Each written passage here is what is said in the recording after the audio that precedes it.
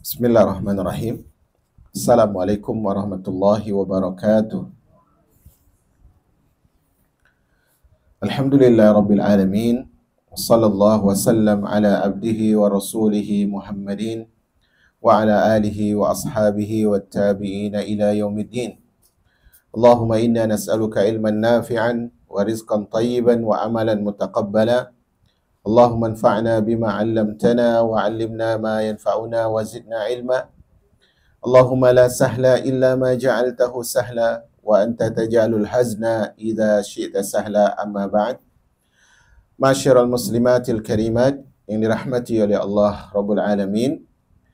Alhamdulillah, di pagi hari ini dengan restu dan izin dari Allah Rabbul Alamin, dengan taufik darinya subhanahu wa ta'ala, Allah mudahkan kita untuk kembali lebih kenal agamanya, lebih takut kepadanya, lebih mengerti apa yang diinginkan olehnya subhanahu wa ta'ala. Masih dalam kitab Adabud Dunya Waddin yang ditulis oleh Al-Imam Al-Mawardi rahimahullah, dalam bab Adabud Dunya, adab dalam menyikapi dunia.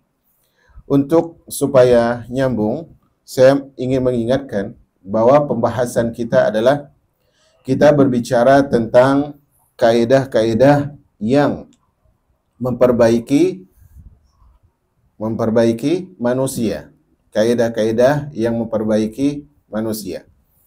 Kita sebutkan kemarin di awal bahwa kaedah yang memperbaiki manusia itu ada dua. Pertama adalah apa? Agama.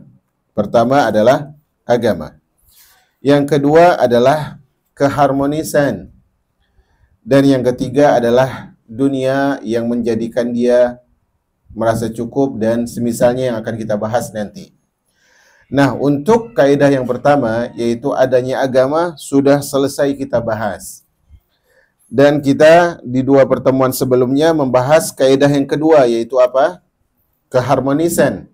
Bahwa untuk menjadi manusia yang baik, kita harus memiliki sifat keharmonisan. Tapi kemarin kalau ibu-ibu masih ingat, kita sebutkan untuk mendapatkan keharmonisan kita harus memiliki 5 hal. Pertama yaitu agama, kedua nasab, ketiga beliau sebutkan di sini semenda, nanti akan kita jelaskan. Yang keempat adalah kasih, dan yang kelima adalah kebajikan. Ini syarat atau hal yang diperlukan untuk mendapatkan keharmonisan. Dan untuk sebab yang pertama, untuk mendapatkan keharmonisan yaitu agama, sudah kita bacakan juga. Dan kemarin kita terhenti pada sebab yang kedua, yaitu adanya apa? Nasab. Adanya nasab. Untuk menggapai keharmonisan, menggapai sikap yang hangat di tengah-tengah masyarakat, menjadi manusia yang harmonis, kita alangkah baiknya memiliki nasab, memiliki keturunan yang bisa diandalkan. Dan kita sebutkan kemarin, kalau ibu-ibu masih ingat, hari ini insya Allah kita mulai dari halaman 211. Kalau ibu-ibu masih ingat, di penjelasan sebelumnya kita jelaskan nasab itu ada 3, yaitu nasab dari segi atas, orang tua, kakek, dan seterusnya. Dan yang kedua ke bawah, yaitu anak, cucu, dan seterusnya. Dan ke samping yaitu kerabat yang ada di sisi-sisi kita. Inilah yang disebut dengan apa? Nasab. Dan nasab yang pertama adalah apa? Orang tua. Maka kita akan lihat di sini pada paragraf yang berbicara tentang ayat surat Al-Ankabut ayat ke-8. Kita jelaskan di pertemuan sebelumnya bahwa orang tua itu punya kecondongan kepada anaknya. Baik kecondongan secara fitrah bawaan ataupun kecondongan yang timbul dengan berjalannya waktu karena anaknya berbakti mungkin. Maka kemudian disebutkan oleh penulis kemarin bahwa ibu itu lebih dominan cintanya kepada anak daripada seorang ayah.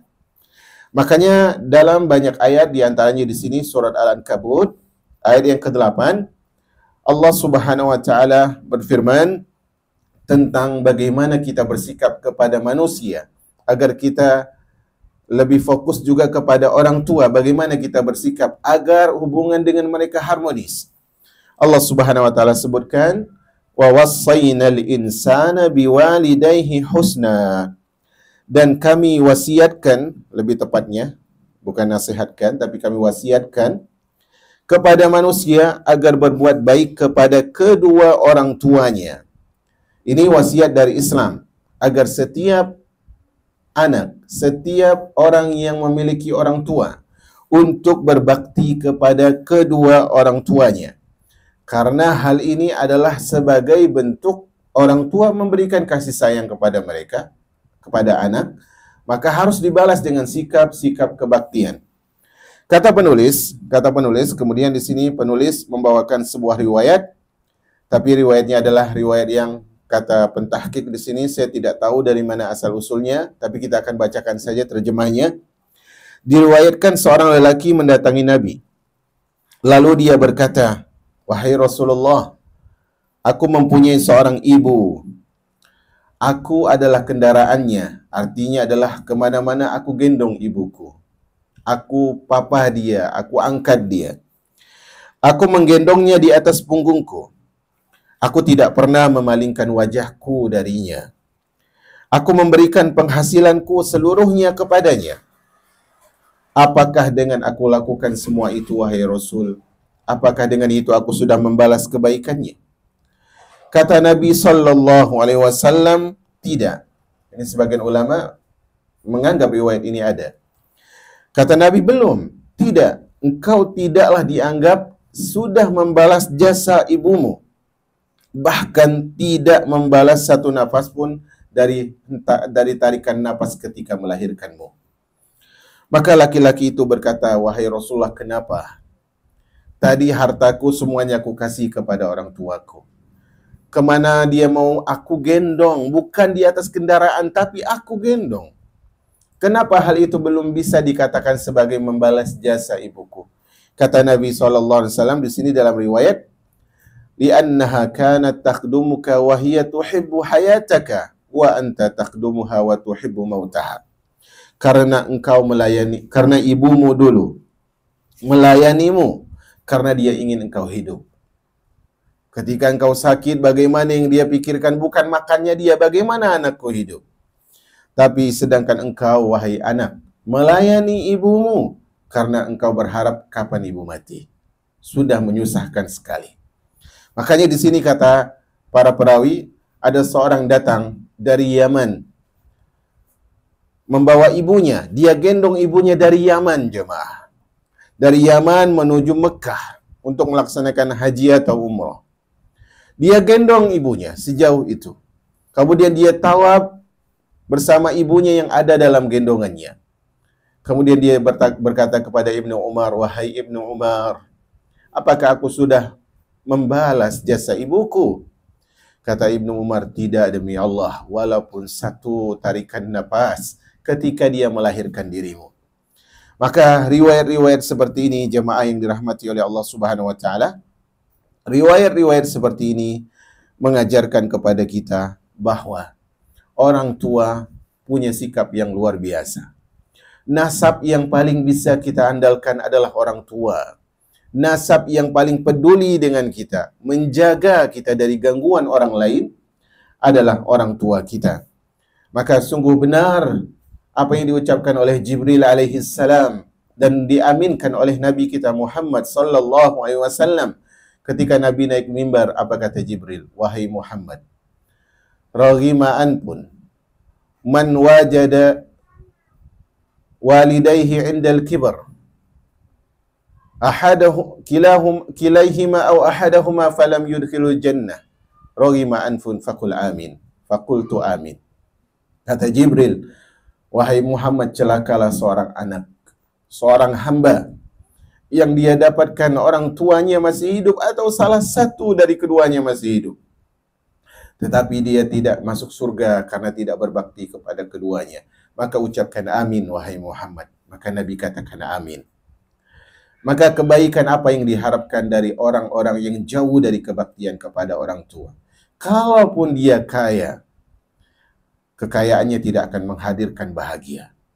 Kalaupun dia punya anak yang saat ini kecil nurut sama dia, ketahuilah hukum kedurhakaan dia kepada orang tuanya akan dibalas oleh kedurhakaan anaknya kepadanya secara garis besar oleh Allah Subhanahu wa taala ketika dia tidak bertaubat kepada Allah Subhanahu wa taala. Berkata Al-Imam Hasan Al-Basri rahimahullah, kata beliau, haqqul walidi a'zam wa birrul walidati alzam. Hak ayah itu lebih besar, tapi patuh dan taat kepada ibu itu lebih mengikat, lebih penting, karena ibu memiliki pengorbanan yang lebih besar dari segi mewujudkan kelahiran anak ini. Kemudian jamaah yang dirahmati oleh Allah Subhanahu wa taala, dalam hadis yang sahih di sini dibawakan oleh penulis, Nabi sallallahu alaihi wasallam bersabda, anhaakum an uquqil ummahat wa wa'dal banati wa man'in wahad. Kata Nabi sallallahu alaihi wasallam, beliau bersabda, aku melarang kalian untuk melakukan tiga hal. Tiga hal ini dilarang oleh Nabi. Aku melarang kalian, pertama, untuk durhaka kepada ibu. Haram hal ini. Yang kedua adalah mengubur anak perempuan hidup-hidup yang biasa dilakukan oleh orang jahiliyah. Bahkan kalau yang dikubur anak laki-laki, apalagi. Kemudian tidak menunaikan hak, dan meminta sesuatu yang bukan haknya. Tidak menunaikan kewajiban yang itu hak orang lain, ini dilarang. Dan juga meminta hak yang bukan hak kita juga dilarang di dalam Islam. Kemudian disebutkan di sini bahwa Khalid bin Ma'dan meriwayatkan dengan hadis yang sahih dari Miqdad, dia mengatakan, aku mendengar Rasulullah sallallahu alaihi wasallam bersabda. Apa kata Nabi sallallahu alaihi wasallam? Innallaha yusikum bi ummahatikum. Sesungguhnya wahai sekalian manusia, Allah Subhanahu wa taala menasihati kalian, mewasiati kalian untuk berbakti kepada ibu kalian. Yusikum bi ummahatikum. Kemudian kata Nabi, kemudian Allah wasiatkan kalian untuk berbakti kepada ibu kalian. 3 kali diucapkan oleh Nabi sallallahu alaihi wasallam. Bahkan dalam buku ini beliau sebutkan sampai 4 kali. Kemudian Nabi mengatakan summa yusikum bil aqrabi fal aqrab. Yang keempat Nabi sebutkan kemudian Allah wasiatkan kalian berbakti kepada ayah. Yang kelima diwasiatkan berbakti kepada kerabat terdekat, kemudian yang terdekat. Nah, di sini jamaah yang dirahmati oleh Allah, kita katakan kembali, sebab kedua untuk mendapatkan keharmonisan adalah apa? Nasab. Adanya nasab yang kita jaga. Silsilah keluarga yang kita jaga. Yang pertama yang paling penting dijaga, nasab dari sisi apa? Dari sisi orang tua. Ke atas, yaitu orang tua, kakek, dan seterusnya. Kemudian nasab yang kedua adalah nasab dari sisi anak. Berarti ini ke bawah, anak, cucu, cici, dan seterusnya. Kata penulis, yang dimaksud anak adalah anak dan anak-anaknya, yaitu anak, cucu, cici, dan seterusnya. Ke bawah pokoknya. Orang Arab menamakan anaknya sebagai Safwah. Kenapa? Karena Safwah ini maksudnya adalah orang-orang pilihan. Safwah, yaitu orang-orang khusus. Ya, mereka selain kesehatan kondisi, secara khusus memiliki 2 perilaku, yaitu perilaku yang melekat, kedua perilaku yang bisa berubah. Ini sama dengan yang sebelumnya. Anak ini punya sikap yang dia akan memberikan kebaikan kepada orang tuanya secara naluri, secara fitrah. Dan dia juga memiliki sikap akan semakin berbakti atau tidak bahkan, yaitu durhaka, dengan perjalanan waktu. Dan ini adalah sebab yang muncul dari luar pergaulannya, masyarakatnya, dan sekitarnya. Kata penulis, perilaku yang melekat adalah membanggakan nenek moyangnya, baik berasal dari ketundukan atau kelemahan. Seorang anak membanggakan ayahnya sebagai balas budi terhadap kasih sayang ayah. Karena itu Abu Tamam membuat syair yang berbunyi, kemudian waktu menemuiku karena dia, seorang anak mengagungkan seorang ayah menyayangi. Nah, poin ini penulis ingin jelaskan bahwa dalam diri seorang anak dia pasti akan mengatakan, ibuku begini, ku punya ibu yang super. Bukan wonder, tapi super. Aku punya ayah yang begini. Artinya apa? Artinya dia banggakan orang tuanya, jemaah. Nah, kalau ternyata bawaan fitrah seorang anak ada sikap seperti ini, kira-kira bisa tidak kita andalkan anak ini kalau kita kesulitan? Bisa. Karena dia sudah bangga sama ibunya. Dia bangga dengan orang tuanya. Ini bawaannya. Bagaimana dengan sikap yang itu muncul dari luar? Kata penulis, adapun perilaku yang bisa berubah adalah percaya sebab cinta. Ini adalah kondisi pertama seorang anak. Kepercayaan ini yang dilakukan oleh seorang anak karena membalas cinta dari ayahnya. Dia sebagai seorang anak, tadi kita sebutkan dia bangga punya ibu, dia bangga punya ayah. Tapi setelah dia semakin besar, dia lihat ibunya sangat sayang, ayahnya sangat peduli, orang tuanya sangat memperhatikannya. Ini muncul rasa pancingan, semakin pancingan yang menjadikan dia semakin sayang kepada orang tuanya. Ini sebab dari luar. Cinta terhadap ayah itu karena membalas cinta, kata beliau di sini, cinta terhadap ayah itu khusus. Percaya terhadap anak itu lebih dibutuhkan. Cinta kepada ayah itu khusus karena memang itu bawaan dari jiwa. Tapi percaya kepada anak itu, kata orang-orang Arab, di sini beliau bawakan juga, yaitu lebih dibutuhkan. Lebih dibutuhkan. Kita harus percaya kepada anak. Harus punya sikap bahwa anak ini punya hal yang bisa diandalkan. Punya hal yang bisa kita ambil kebaikan dari dirinya. Di sini kata penulis, diriwayatkan dari Umar, dia berkata, wahai Rasulullah, wahai Rasulullah. Hadis ini adalah hadis yang kata penulis tidak tahu asal-usulnya, kita bacakan. Maknanya, wahai Rasulullah, kenapa kita menyayangi anak kita sedangkan mereka tidak menyayangi kita? Maka di sini sebutkan Nabi menjawab, karena kita melahirkan mereka sedangkan mereka tidak melahirkan kita. Artinya ada sikap fitrah di sini. Ada sikap fitrah. Kemudian terkadang seiring umur yang sudah tua, kepercayaan seorang anak bisa merubah menjadi berbakti dan mengagungkan atau menjadi kasar dan durhaka. Ini faktor luar ini. Makanya sebagai orang tua harus lihat di mana anaknya belajar. Di mana lingkungan dia memilih keluarga, memilih tempat tinggal. Karena anaknya akan bergaul dengan anak-anak tetangganya. Bagaimana apa yang disaksikan oleh anak. Usia berapa anak baru boleh diberikan handphone misalnya. Kalaupun di usia itu diberikan handphone, tayangan apa yang pantas, tayangan apa yang tidak pantas. Karena hal ini adalah akan mengukir sebuah sifat atau minimal melukis sebuah akhlak pada diri seorang hamba, yaitu pada diri seorang anak dengan kelanjutan pertumbuhan usianya. Kalau ternyata dia semakin tua mendapatkan, semakin berumur, umur bertambah, dia mendapatkan didikan, masyarakat, dan lingkungan yang baik, maka dia akan berubah menjadi insan yang semakin berbakti. Tapi kalau yang dia dapatkan dari orang tuanya, didikannya, sekolahnya, sahabatnya, lingkungannya adalah hal yang buruk, maka hal ini menjadikan dia orang yang durhaka dan punya pribadi yang kasar. Jika anak cerdas dan ayah baik serta sayang, maka kepercayaan itu berubah menjadi bakti yang mengagungkan. Nah, ini penting. Kadang orang tua sayang, tapi anaknya tidak bisa memahami makna ini. Justru sayangnya orang tua menjadikan dia semakin durhaka kepada orang tuanya. Ini salah. Makanya perlu di-manage bagaimana cara pandang anak tersebut terhadap sesuatu, agar dia melihat yang benar harus dibalas dengan kebaktian, yang salah harus diperbaiki. Ini penting untuk diperhatikan. Az-Zuhri meriwayatkan, Al-Imam Az-Zuhri meriwayatkan dari Amir bin Syarahil. Dari Amir bin Syarahil. Dari Nabi SAW bersabda kepada Jarir bin Abdullah.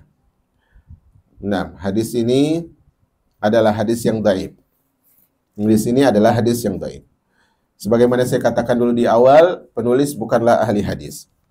Sesungguhnya hak orang tua yang harus dipenuhi oleh anaknya adalah diam ketika orang tua memarahi. Dan ini benar, walaupun hadisnya dhaif, inilah seharusnya. Kalau orang tua sedang marahin kita, walaupun saat itu kita benar, jemaah, maka harusnya diam dulu. Mereka punya hak untuk memberikan pendapat mereka, sebagaimana kita punya hak untuk memberikan pembelaan terhadap apa yang seharusnya kita bela. Sesungguhnya hak orang tua yang harus dipenuhi, sekali lagi hadisnya dhaif, tapi maknanya di sini kita lihat benar atau tidak, sejauh ini benar. Sesungguhnya hak orang tua yang harus dipenuhi oleh anaknya adalah dia diam ketika orang tuanya memarahi. Dan memprioritaskan orang tuanya ketika capek dan lapar. Jadi ini pun bisa dilihat kadang benar, kadang tidak. Sesungguhnya orang yang melakukan perbuatan yang sepadan itu bukan orang yang menyambung silaturahim. Artinya ini penggalan ini hadisnya sahih ya. Laisal wasil bil mukafi. Kata Nabi, bukanlah orang yang dikatakan menyambung silaturahim kalau keluarganya nyambung, dia nyambung. Keluarganya baik, dia baik. Ini tidak dikatakan sebagai penyambung silaturahim. Orang yang menyambung adalah orang yang jika diputus hubungan oleh keluarganya, maka dia menyambung. Jadi orang yang Anda beri, saya juga memberi, ini bukan dikatakan standar kebaikan. Karena ini apa? Wajar. Ini hal yang dorongan jiwa. Dia ngasih, saya kasih. Dia baik, saya baik. Tapi yang dikatakan penyambung silaturahim sejati adalah kalau keluarganya memutuskan hubungan, dia sambung. Keluarganya membenci, dia tetap menyambung. Keluarganya mencaci, dia tetap menyambung. Inilah jamaah yang dikatakan oleh Islam sebagai orang yang menyambung tali silaturahim. Kemudian, jika orang tuanya sesat dan anaknya kasar, tadi kita katakan kalau orang tuanya baik, anaknya cerdas, maka anaknya akan apa? Berbakti. Sekarang yang kedua, jika orang tuanya sesat dan anaknya kasar, maka kepercayaan itu berubah menjadi kedurhakaan dan memutuskan hubungan kekeluargaan, memutuskan silaturahim. Maka kemudian orang tua menyalahkan anaknya, padahal dia sendiri sesat dalam membimbing, keliru dalam mentarbiyah, memberikan pola asuh kepada anaknya. Oleh karena itu, kata beliau, oleh karena itu Nabi SAW bersabda, oleh karena itu Nabi SAW bersabda, kata beliau, semoga Allah merahmati seorang yang membantu orang tuanya agar bisa berbakti. Hadisnya dhaif, tapi adalah maknanya benar, yaitu kita harus bantu orang tua kita. Setiap anak harus bantu orang tua selama arahan mereka, bimbingan mereka adalah bimbingan yang baik. Kemudian jamaah, di sini disebutkan Umar bin Al-Khattab diberi kabar gembira tentang, ini adalah nukilan tentang kisah sahabat. Umar bin Khattab diberi kabar gembira tentang seorang anak yang dilahirkan. Jadi istrinya melahirkan anak untuknya. Lalu dia berkata, aku mencium semerbak bunga. Artinya dia optimis, ini anak baik. Inilah yang kita masukkan, yang kita maksudkan di awal tadi, orang tua harus percaya kepada siapa? Kepada anak. Di sini Umar bin Al-Khattab disebutkan, ketika dikasih tahu, wahai Umar, istrimu melahirkan anak untukmu. Maka dia katakan, aku mencium aroma yang semerbak. Seperti aroma bunga. Dia punya optimisme, dia percaya anak ini kalau dididik dengan bagus, dia akan menghasilkan hal yang bagus. Setelah beberapa saat kemudian, seorang anak bisa menjadi anak yang berbakti atau menjadi musuh yang membahayakan kalau salah pola asuhnya. Makanya kata Nabi SAW bahwasanya kullu mauludin yuladu 'alal fitrah. Semua anak itu dilahirkan dalam keadaan fitrah. Maka ayahnya lah yang menjadi dia seorang Yahudi atau seorang Nasrani atau seorang Majusi. Artinya adalah bagaimana didikan ayahnya. Kalaupun tadi dia adalah air yang jernih, kalau disiram kotoran maka air jernih ini akan menjadi apa? Kotor. Pola asuh, sebaik apapun anak, secerdas apapun anak, sesoleh apapun anak, kalau pola asuh orang tuanya salah, maka dia akan menjadi insan yang kotor. Kemudian disebutkan dalam pepatah Ahli Hikmah menyebutkan, kedurhakaan adalah kematian anak bagi orang yang tidak mati anaknya. Maksudnya adalah, kalau orang diberikan anak, anaknya masih hidup, tapi anaknya tidak berbakti, maka anaknya dianggap sebagai orang yang mati. Kenapa jamaah? Ini pegang pola ini. Sesuatu itu dianggap hidup kalau bermanfaat. Sesuatu itu dianggap hidup kalau bermanfaat. Kalau sesuatu itu ada tapi tidak bermanfaat, hakikatnya seperti tidak ada. Ketika anak ini durhaka, ketika anak ini tidak berbakti kepada orang tuanya, maka dia disebutkan oleh sebagian orang sampah dalam kehidupan orang tuanya. Maka benar apa yang dikatakan oleh pepatah Arab di sini, yang artinya adalah kedurhakaan adalah kematian anak bagi orang yang tidak mati anaknya. Anaknya ada, tapi tidak berbakti. Seakan-akan itu sudah mati. Salah satu ahli hikmah lain berkata, anakmu adalah pohonmu yang harum selama 7 tahun. Perhatikan di sini. Ini petuah orang Arab. Kata beliau, anakmu adalah pohonmu yang harum selama 7 tahun. Pelayanmu selama 7 tahun. Dan pembantumu selama 7 tahun. Setelah itu dia adalah seorang teman atau musuh. Maksudnya, disinilah pola asuh Islam jamaah. Islam punya usia minimal yang harus diperhatikan, yaitu di usia 7 tahun. Makanya kata Nabi SAW, muru auladakum bis-shalah wa hum abna'u sab'i sinin. Kata Nabi, perintahkan anak kalian salat. Usia mereka berapa? 7 tahun. Karena usia 7 ini adalah usia dia sudah mulai berusaha untuk memahami keteladanan dengan lebih baik. Dia lihat ini orang tuanya menutup aurat, orang tuanya belajar, orang tuanya berkata sopan, orang tuanya tidak sibuk dengan dunia, dan sebagainya. Maka kalau ternyata 7 tahun ini dididik dengan baik, maka dia adalah pohon yang harum. Dia akan melayani kita. Setelah usia 8, 9, itu semakin sulit untuk mendidik jemaah yang dirahmati oleh Allah Subhanahu wa Ta'ala. Kemudian nasab yang ketiga, siapa? Kerabat. Kerabat. Yang dimaksud dengan kerabat adalah selain ayah dan selain anak. Maksudnya adalah abang, kakak, paman, dan seterusnya. Yaitu keluarga asobah, keluarga dekat, atau orang yang secara khusus bersemangat dan terdorong untuk menolong. Yang disebut khusus bersemangat dan terdorong, yang disebut terakhir ini adalah level keharmonisan yang paling rendah. Maksudnya, kalau kita bisa mengandalkan keluarga, keluarga yang paling sedikit bisa diandalkan siapa? Kerabat. Orang tua nomor 1, anak nomor 2. Kerabat ini orang-orang yang akan bilang, oh dia kan punya ayah, oh dia kan punya anak, kenapa nggak minta tolong sama mereka? Tapi minimal mereka punya peran untuk kita andalkan, sehingga ada hubungan harmonis antara kita dengan manusia yang lain.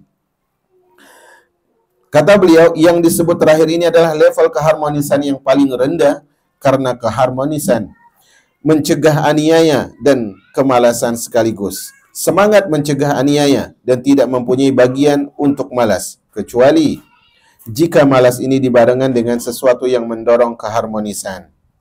Penulis sebutkan lagi, semangat para kerabat hanya mengajak untuk menolong orang-orang yang jauh yang bukan keluarga. Karena ini tadi beliau sebutkan di awal, ini adalah nasab yang paling lemah. Nasab yang paling lemah itu adalah keluarga. Nah, jamaah yang dirahmati oleh Allah Subhanahu wa Ta'ala, kita baca ayat yang paling bawah untuk meringkas bab ini. Kata Allah Subhanahu wa Ta'ala, yaitu ayat yang di halaman 214, Allah berfirman di dalam surat Ar-Ra'd ayat 21. وَالَّذِينَ يَصِلُونَ مَا أَمَرَ اللَّهُ بِهِ أَنْ يُوصَلَ وَيَخْشَوْنَ رَبَّهُمْ وَيَخَافُونَ سُوءَ الْحِسَابِ. Dan orang-orang yang menghubungkan apa yang diperintahkan oleh Allah agar disambung, dan mereka takut kepada Tuhannya dan takut kepada akibat yang buruk. Ayat ini jamaah mengajarkan kepada kita bahwasanya kita jangan lupa pihak yang harus kita sambung hubungannya bukan hanya orang tua, bukan hanya kakek, bukan hanya anak, bukan hanya cucu, tapi punya keluarga yang lain, yang mana Allah Subhanahu wa taala menyebutkan tentang sifat hamba-hambanya yang beriman, mereka menyambung apa yang diperintah oleh Allah untuk disambung. Kenapa? Karena mereka takut kepada Rabb-nya dan takut terhadap akibat yang buruk. Tafsirnya apa? Kata beliau di sini. Ahli tafsir berpendapat bahwa yang dimaksud dengan firman Allah yang diperintahkan oleh Allah agar disambung maksudnya adalah kerabat. Ayat ini berbicara bukan tentang ibu, bukan tentang anak, tapi tentang kerabat. Ini kata sebagian ahli tafsir. Adapun tentang firman Allah wa yakhshawna rabbahum, mereka takut kepada Tuhan mereka, maksudnya adalah takut dari memutuskan hubungan kerabat. Sementara firman Allah wa yakhafuna su'al hisab, mereka takut hisab yang buruk, maksudnya siksaan karena akibat memutus hubungan kerabat. Dari ayat Ar-Ra'd ayat 21, kata sebagian ahli tafsir, berbicara tentang kerabat. Tentang khusus masalah kerabat. Nah, ini juga sebuah pelajaran bagi kita, ibu-ibu yang dirahmati oleh Allah Subhanahu wa taala, yaitu betapa pentingnya kita cari tahu di mana kerabat kita. Si fulan itu kerabat atau tidak, si fulana kerabat atau tidak. Karena kalau kita putuskan hubungan, maka kita sebagaimana yang dikatakan oleh Nabi, la yadkhulul jannah qati'. Tidak akan masuk surga orang yang memutuskan hubungan. Terlebih kalau itu sengaja. Ataupun kalau itu kejahilan, maka Allah Subhanahu wa taala kita berharap memaafkan kejahilan tersebut. Abdurrahman bin Auf meriwayatkan. Hadis ini adalah hadis yang sahih. Abdurrahman bin Auf meriwayatkan Rasulullah SAW bersabda bahwasanya Allah Subhanahu wa taala berfirman dalam hadis qudsi. Apa kata Allah? Perhatikan lafaznya ya. Karena hal ini berkaitan dengan nama Allah. Apa kata Allah? Anar Rahman. Aku adalah Ar-Rahman yang Maha Pengasih. Wahiyar Rahim tanpa ya. Bukan Wahiyar Rahim, bukan, tapi Wahiyar Rahim, pendek. Kata Allah tadi, Anar Rahman. Aku adalah Ar-Rahman yang Maha Pengasih. Wahiyar Rahim. Dan itu adalah Rahim. Maksudnya, Rahim. Hubungan Rahim. Ya. Kemudian, Ishtaqtu ismaha min ismi. Apa kata Allah? Nama sebutan Rahim itu diambil dari nama Allah apa tadi? Hah? Yang di awal di hadis? Ar-Rahman. Jadi kita sering dengar kata hubungan silaturrahim. Nah, kata rahim ini diambil dari nama Allah Ar-Rahman. Apa kata Allah di sini tadi dalam hadis kursi? Aku memberikan nama kepadanya dengan namaku. Maka kata Allah, "Faman wasalaha wasaltuhu." Siapa yang menyambung hubungan rahim, hubungan kerabat, maka aku akan menyambung hubungan dengannya. Waman qata'aha qata'tuhu, dan siapa yang memutus hubungan kerabat, aku memutus hubungan dengannya. Nah, ini bahaya jemaah. Kita mengira kalau saya tidak hubungan dengan bibi, enggak hubungan dengan ponakan, tidak hubungan dengan saudara, saudari kandung atau saudari kerabat, maka berarti itu cuma hubungan manusia saja. Tidak. Ada memutus hubungan dengan Allah sekaligus.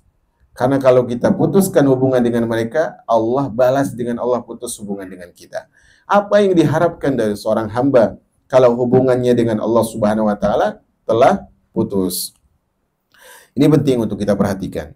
Kemudian diriwayatkan pula Nabi bersabda, di sini disebutkan, saya lihat dulu derajat hadisnya. Hadisnya hadis yang sahih. Nabi SAW bersabda, silaturrahim man matun lil adad, masratun lil mal, mahabbatun fil ahl, mansya'atun fil ajal. Kata Nabi SAW, ini tentang manfaat menyambung silaturrahim. Menyambung kerabat menumbuhkan jumlah, artinya menyambung kerabat menjadikan keluarga terasa semakin banyak. Oke? Itu faedah pertama. Faedah kedua, memperkaya harta. Jadi kalau mau hartanya banyak, tali silaturahim harus disambung. Kata Nabi SAW, siap man ahabba an yubsata lahu fi rizqihi wa an yunsha'a lahu fi ajali falyasil rahimahu. Siapa yang mau dilapangkan rizkinya, dipanjangkan usianya, sambunglah tali silaturrahim. Faedah yang ketiga, menumbuhkan cinta. Bayangkan, coba bayangkan, ada orang Ramadan, Lebaran, mudik. Kalau keluarganya banyak kumpul, apa rasanya? Senang. Tapi kalau yang Lebaran, itu lagi. Beda rasanya jamaah. Karena apa? Semakin banyak keluarga yang terkumpul, semakin tumbuh rasa cinta tersebut. Faedah yang keempat, ya, adalah menunda ajal, sebagaimana hadis tadi. Menunda ajal bukan berarti ajalnya akan bertambah. Dengan itu artinya Allah telah tetapkan si fulana ini kalau dia menyambung silaturahim ajalnya segini. Kalau dia tidak maka lebih pendek. Itu maksudnya. Ya, itu maksudnya. Salah satu ahli hikmah berkata, dan ini sesuai dengan hadis Nabi SAW, yaitu dalam riwayat lain ada hadis yang berbunyi demikian, yaitu bullu arhamakum, basahilah hubungan kerabat kalian. Tapi di sini beliau katakan bukan hadis, yaitu ahli hikmah berkata, basahilah kerabat kalian dengan haknya. Artinya tunaikan hak kerabat itu sama dengan kalian membasahi tali silaturrahim sehingga semakin subur, ibarat tanaman yang disiram. Janganlah keringkan ia dengan kedurhakaan, dengan lupa, dengan merasa tidak kenal dan sebagainya. Karena manusia sekarang, Allahul Musta'an, semakin jauh dari zaman kenabian. Asal keluarga itu miskin, udah jauhi. Ketika kerabatnya datang, pola pikirnya ini pasti minta bantuan. Padahal tidak selamanya begitu. Ada yang begitu, ada memang. Tapi tidak semuanya begitu. Tapi ingat, kalaupun mereka datang minta bantuan, kalau kita lihat mereka orang yang tidak pantas dibantu dengan kesalahan-kesalahan mereka, akan menggunakan uang ini dengan cara yang salah, bantuan ini dengan cara yang tidak benar, jangan bantu. Tapi tetaplah terima mereka sebagai kerabat mereka. Salah satu orang Arab berkata, orang bijak, di sini sebutkan sastrawan, maksudnya adalah ahli bahasa, ahli bahasa yang bijaksana. Kata beliau, sambunglah kerabat kalian, maka asal usul kalian tidak akan lenyap. Kalau kita tahu nasab kita, kita tidak akan lenyap silsilahnya. Dan keturunan kalian tidak akan berkurang. Kenapa? Karena punya keluarga. Oh ini, saya nggak punya anak lagi, tapi saya punya ponakan. Terasa masih punya apa jemaah? Keluarga. Kemudian, salah satu orang bijak lagi berkata, barang siapa yang tidak baik kepada keluarganya, maka dia tidak baik untukmu. Pegang ini jemaah, garis bawah. Ini salah satu cara memilih kerabat, memilih teman, memilih sahabat. Barang siapa yang tidak baik kepada keluarganya, maka dia tidak akan baik untukmu. Itu pasti. Siapa yang kepada keluarganya aja tidak bersikap bijak, bagaimana dia akan bersikap bijak kepada kita? Keluarganya aja tidak dia prioritaskan, apalagi memprioritaskan kita. Nah ini penting. Barang siapa yang tidak membelamu, barang siapa yang tidak membela mereka, yaitu kerabat, maka dia tidak akan membelamu. Ini makanya di antara dulu guru-guru kita selalu bilang, mengatakan kalau mau pilih pasangan hidup, pilihlah pasangan hidup yang berbakti kepada orang tuanya. Kalau dia sudah berbakti kepada orang tuanya, dia akan berbakti pada dirimu. Tapi kalau keluarganya saja dia bentak, dia lawan, maka dia akan lebih melawan pada dirimu karena engkau orang asing asalnya. Nah ini penting, jemaah yang dirahmati oleh Allah Subhanahu wa taala. Kemudian kata beliau, salah satu orator berkata, orator di sini maksudnya adalah orang yang fasih ucapannya, orang yang bijak dalam ngomong, maksudnya gitu. Barang siapa yang menyambung kerabatnya, maka Allah akan menyambungnya dan menyayanginya. Barang siapa yang melindungi tetangganya, maka Allah akan menolongnya dan melindunginya. Karena dalam Islam ada kaidah apa? Al-jaza'u min jinsil amal. Balasan itu sesuai dengan perbuatan. Balasan itu sesuai dengan perbuatan. Makanya kemudian ucapan ini dibuat sebagai syair oleh ahli syair. Dia mengatakan, permusuhan kerabat itu cukup membuat hina dan berbuat buruk. Meskipun dikatakan pemutus, tetapi aku menyayanginya dan melupakan dosa-dosanya, agar suatu hari dia bisa kembali kepadaku oleh sebab-sebab yang mengembalikan. Hukumnya tidak sama antara dua hamba, hamba yang menyambung dan hamba yang memutus kerabat. Artinya gini, dalam syair ini beliau ingin katakan, sebenarnya permasalahan dalam kekerabatan itu musibah. Orang katakan mereka putus hubungan, padahal lebih dari itu, yaitu hina. Kemudian di bait kedua beliau katakan, walaupun dia putuskan aku tetap sambung. Karena bait ketiga beliau katakan apa? Karena orang yang menyambung balasannya tidak sama dengan orang yang memutuskan hubungan. Tidak sama dengan orang yang memutuskan hubungan.